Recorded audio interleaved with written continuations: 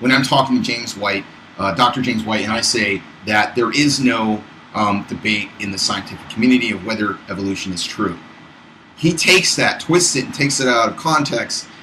He takes it and twists it into something that I totally didn't mean that statement to mean.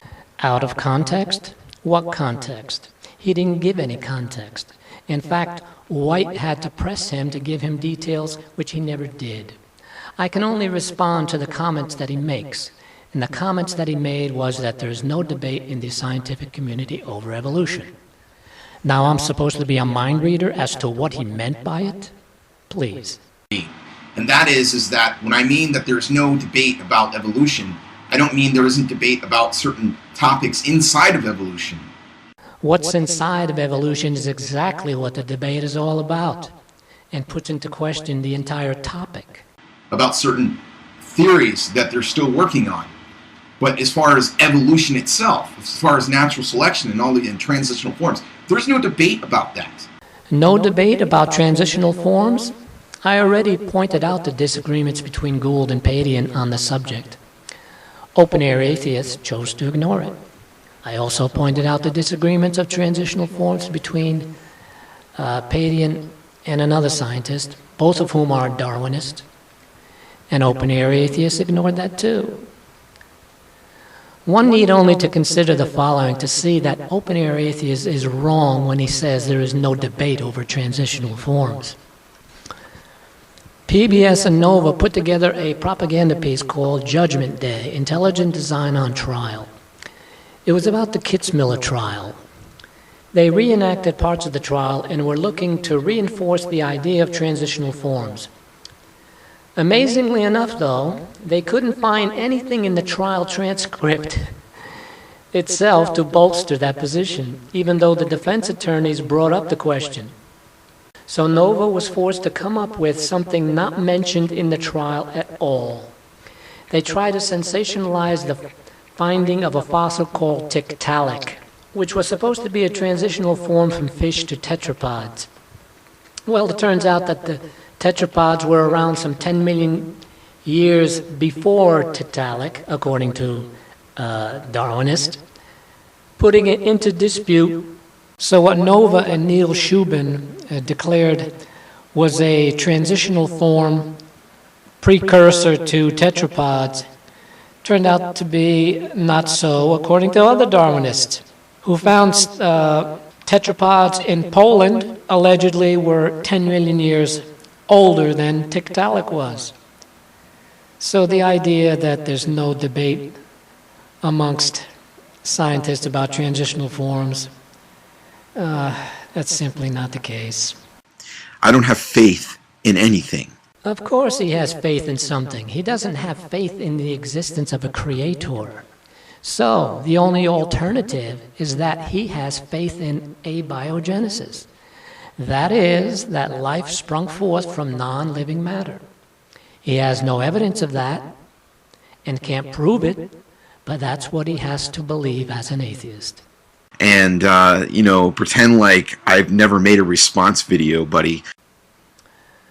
Who knows where he pulls this out from? Where did I ever claim that he never made a response video? This guy is really incredible. Folks, I would actually advise you to not really pay this guy much attention because unless he agrees to debate me. Is this guy full of himself or what? The idea that I have to appear on Skype to validate the seriousness of my position is a joke. The YouTube format is a far better tool to present my case in a much more effective way than to engage in live debate. In YouTube-style debates, you get to do greater analysis because you can stop and play the arguments your opponent is making, digest it, and make appropriate notes and formulate a response. You can also capture entire audio clips of your opponent for playback later, should someone deny they said something that they actually did. You can also do quick research, take time to review your library of topics from past debates.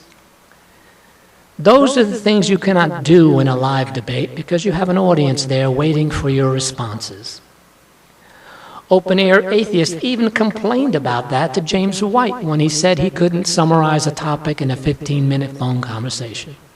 And he was absolutely right on that. So just as I would have all the time in the world to present my case in a YouTube debate, Open Air Atheist would have all the time in the world to present a rebuttal. If he can't handle that, well, sorry. And folks, let me ask you something. Have you been paying attention to this dialogue so far? If not, please go back and review the entire series of videos. And notice how he's been getting refuted left and right. Even an atheist without any kind of theological training could have just as easily made Open Air Atheist look silly by using a search engine on the term hyper-Calvinist, and would have found out the entire history of the term that Open Air Atheists say doesn't exist. So tell me, folks, if this guy can't even get it straight on such simple matters, are you really going to depend on him to inform you on more complex matters? I would find that rather illogical. And furthermore, if you think you can fare better than Open Air Atheists, come bring it on to YouTube. Because that just shows that there is no discussion with him. Yeah, Let's see, between the two of us, we have put together how many videos? Taking up how many minutes? But apparently to Open Air Atheists, they were just an illusion. And you are not hearing these exchanges right at this moment. It's just a figment of your imagination. But don't be a little punk and hide behind your little channel and edit comments like you do.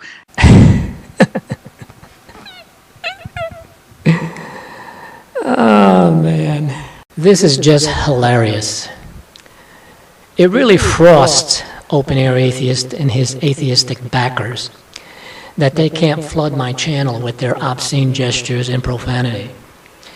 And James, you need to work on your punk recognition skills.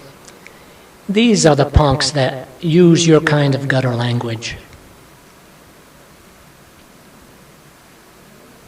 And better yet, go look in the mirror.